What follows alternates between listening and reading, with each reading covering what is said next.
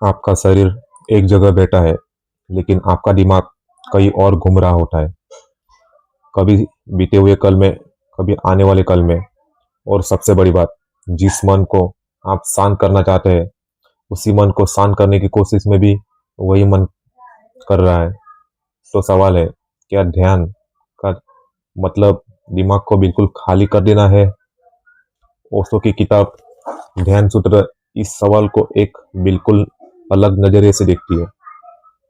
ओशो के अनुसार ध्यान कोई ऐसी चीज नहीं है जो आपको बाहर से हासिल करनी है। ध्यान आपके भीतर पहले से ही एक मौजूद व्यवस्था है। समस्या सिर्फ इतनी है कि हमारा मन लगातार विचारों, इच्छाओं, डर, यादों और भविष्य की कल्पनाओं में उलझा रहता है, और इसलिए हम उस शांति को नहीं देख पाते जो हमारे भीतर पहले से मौजूद है। हम अक्सर सोचते हैं कि ध्यान करना है तो विचार बंद करने पड़ेंगे, लेकिन जैसे ही आप विचारों को रोकने की कोशिश करते हैं, विचार और ज्यादा आने लगते हैं। ओशो का तरीका अलग है। वो कहते हैं, विचारों से लड़ो मत, बस उन्हें देखो। एक विचार आया, उसे देखो। दूसरा विचार आया, उसे भी देखो। गुस्सा आया, उसे देखो। डर आया, उसे भी देखो, लेकिन तुरंत उसके साथ बह मत जाना। जैसे सड़क के किनारे खड़े होकर आप गाड़ियों को आते जाते देखते हैं, वैसे ही अपने मन के विचारों को देखना शुरू करो। आप गाड़ी नहीं हो, आप उसे देखने वाले व्यक्ति हो। और धीरे धीरे आपको एक बहुत गहरी बात समझ में आने लगती है कि मैं अपने विचार नहीं हूँ। साक्षी भाव यही ध्यान सूत्र की सबसे महत्वपूर्ण बातों में से एक है। साक्षी भाव मतलब जो हो रहा है उसे बिना तुरंत प्रतिक्रिया दिए देखना।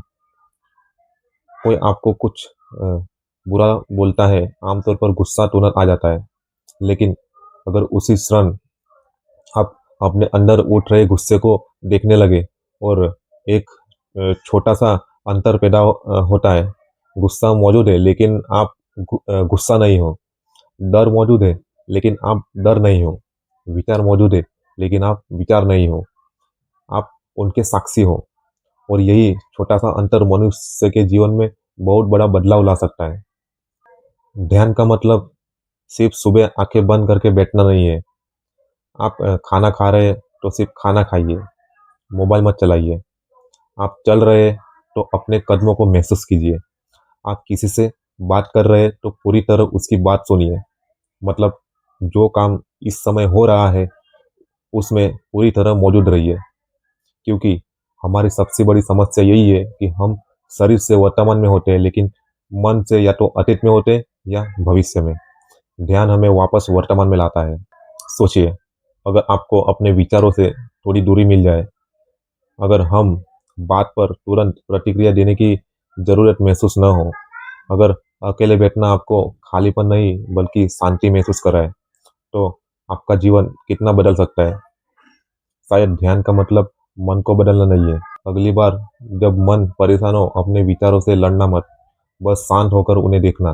क्योंकि जिस दिन तुम अपने विचारों को देखना सीख जाते हो, उसी दिन तुम्हें पहली बार एहसास होता है कि तुम विचारों से कहीं ज्यादा बड़े हो। और शायद वही ध्यान की शुरुआत है।